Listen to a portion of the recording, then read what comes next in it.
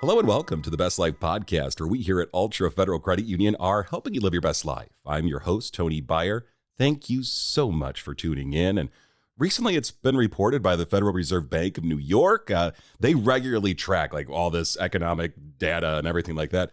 And they say that credit card balances are up a total of more than $1 trillion, a trillion with a T. And with prices of many of the items we buy, they're not going down. It's easy to see why average Americans are taking on more debt, especially credit card debt. So to help us navigate through these turbulent times and to share some ideas to help our finances, we welcome back to the podcast Jackie Urban. She is Altra Federal Credit Union's Credit Management Supervisor. Welcome back to the podcast, Jackie. Thanks, Tony. I'm excited to be here. We really appreciate you being here. We spoke to Jackie, I believe that was at the end of 2021, talking about how we can set ourselves up for a great 2022 with some great ideas and ways to get started with budgeting. So makes total sense to have Jackie back. We really appreciate it. Super incredibly knowledgeable. In addition to being the credit management supervisor, you're also a financial counselor as well, working with our members. So Jackie, I was curious, what are some of the ways that people can kind of weather this challenge of inflation causing prices to rise on pretty much everything? What are some things people could do, Jackie? You know, Tony, that's a tough question. I think the first thing that comes to my mind is examine what's important. If you don't need it, don't buy it. The second thing that kind of flips into my mind's eye is becoming the king and queen of frugality. Wouldn't that look great on a t-shirt? It would look awesome. You know, my dad used to say to me, Jackie, you can't have everything, but you can have some things. And when he said that to me, it really kind of made me a little angry. I was like, what does that got to do with the price of beans? Of course I want everything. But then later when I got to think about it, you know, I think what he was really trying to say to me is, you know, you really need to make sure that you're doing the important things. Mm-hmm. That way then, you know, you'll be able to have those important things. Yeah, that makes sense. You know, I was thinking if I did purchase the unimportant things, then I wouldn't really have the things I needed.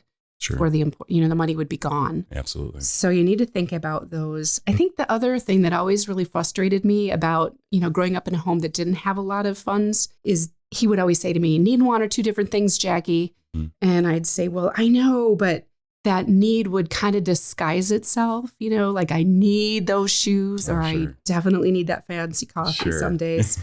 There's no doubt about that. But I don't want that shoe habit or that coffee habit to affect my well-being. Yeah, and it's important to keep the long-term or the big picture in mind. Don't give up the long-term, needs or what you really, really want in the future for something that you want right now. Yes. Yeah. Tony and I've gone without, and I really don't like it. So I really need to examine what's important to me so that I truly can be okay first and foremost. Sure. And in order to help us do that, some great, we could talk about budgeting and talking about having a spending plan for our money that can really help determine, the difference between those needs and wants. How could someone get, let's say, started with a budget or just kind of some basic steps with that? Yeah, good question. I think the first thing that comes to my mind is always having that budget in place. It's always going to be your best friend. And I sometimes think that budget word is kind of like a swear word. And so, I try to use say it's a spending plan. And I know it's a kind of a mix on words, but it really does allow you to kind of map out that money so that you can see the pitfalls, the shortcomings, the shortfalls. So not only to map it out, but to map it out a ways, Sure. Go out a month or two, maybe even 3. That way, then you'll be able to see that pitfall. And, we can avoid a pothole if we see it. Yeah. So you really want to know when it's coming. I think that's probably the thing that jumps out at me. The second Sure. thing I think then is the safety nets, and what does that mean exactly? What's a safety net? Well, it might mean different things to different people, but, you need to underestimate the income, overestimate the expenses, maybe sticking $10 into your pocket on paydays so that you have it because you're going to run out of gas 3 days before payday Sure. or, just those little safety things. Yeah. And then you can build them up. Very good. Over time. Yeah, absolutely. I mean, every journey starts with a single step, or every, emergency savings, it starts with a single dollar, so any little thing is definitely going to help. Well, a trickle of water will fill a bucket. So there it is. I remember there's something that Jackie said last. Yep, there it is. It's true. It's absolutely true. So for those that might be struggling with debt, what are some strategies or what are some things you can put in mind to try to reduce or possibly even eliminate that debt, Jackie? Yeah, that's a good question. I know things can get super tight, and when they do, it's a daunting task. It truly is. It sometimes will be so overwhelming, it'll stop you dead in your tracks and you'll do nothing, which is a terrible thing. So I practice what I affectionately call my stop budget whenever I'm out of my mind. And by the way, that's code at my house for being completely crazy and scared and overwhelmed. And I'm sure you can maybe relate to that sometimes where you just don't know which way is up. Right. So I literally just kind of hold out my hand and say, hold on, I just need to stop, think about some things, and then count off on my fingers the things that can be shut off, taken away, protects me, gas in the tank, food in the tummy, and then everything kind of just folds up underneath there. But what that does is it assures I have electricity, I have a home, I have a car to get me to work, I have gas to get me there, and then I have a little peace of mind. I can think and I can function. I think that's really, really important. Absolutely. Absolutely. I do recommend that if you are a little bit overwhelmed, though, is make sure that you do one thing for me, and that's not to be embarrassed about it. Sure. I think that will be the one thing that will topple a family. They're so scared they don't do anything, or they'll binge shop, So you want to be really careful. So don't go it alone. Don't be embarrassed. Yeah. Yeah. And as we know with that data, I mean, more than a combined $1 trillion. So there's a lot of debt around. And I know that you've been a financial counselor and all of your years and years of experience, money problems are something that people, they'll talk about anything else, any other problems before they get to money sometimes. And it's really nothing to be ashamed of. And it's, the first step in getting better. It's to get some help and address the problem. Is a lot of times money problems, they don't go away. They'll get worse. Yeah, we definitely have to pay attention. I think that spending plan is very powerful. Mm-hmm. Really that spending plan isn't to limit you. It's to help you. And then once you got that, believe it or not, you can then actually put some of the things in there you truly want. Maybe a vacation or put that goal in there. Something that would get you out of bed on Monday morning, Yeah, absolutely. It's important to keep in mind those priorities. What's important to you that needs to be in your spending plan, along with obviously those needs that, like you said, keeping the electricity on, keeping the water running, making sure you can get back and forth, to work so you can earn an income, have clothing, food, all those things, all very, very important.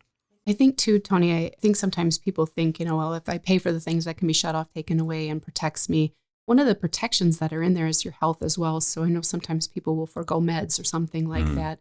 No, we need to put that in there. That's definitely something that protects your ability to function and go to work. So, and I know they are expensive, truly, but that all comes inside that stop budget is to take care of yourself. Yeah. Be careful because you can overspend too. But it's true.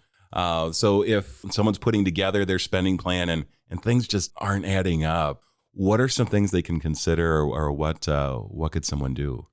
When you do put your budget together, it will reveal some things to you. It's frightening sometimes. As I said, it can be kind of daunting and scary. And to sit down and kind of think about what you're spending your money on. And believe it or not, you'll find some spending leaks. And what does that exactly mean? Well, I like to call the vending machine spending leaks, Sure. I have to have that soda, And so you'll examine it and you'll find sometimes there's some spending leaks. And when I did this on my own, I found that at my house it was satellite TV. Okay. Now, I'm not a TV watcher. I love to read. I'm a ferocious reader.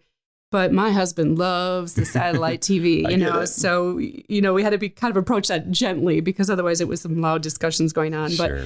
But what I was finding out is that he wasn't watching it. He was doing something else. He was watching the YouTube videos or the fun videos that they have out there. I was finding that he was doing that. And so we kind of talked about that a little bit. And believe it or not, and a couple months later, he came back, we can shut that off. Well, there was $100 in our budget. We found a spending leak. It wasn't something that was important to him. Truly, we found a different way to get what we needed or wanted at a discount. So, it's really that examination will find it. The other is sometimes you will reveal that you aren't making enough money and you do maybe need to have a little bit of a side hustle. So what does that mean? For you, it might be different for another person. It might mean a part-time job. It might be something like that. But I always caution people that when you look at a part-time job, that you're looking at what that purpose is. What is it for? You don't want it to enter into the normal budgeting. You don't want to be 65 years old working full-time, part-time just to make ends meet.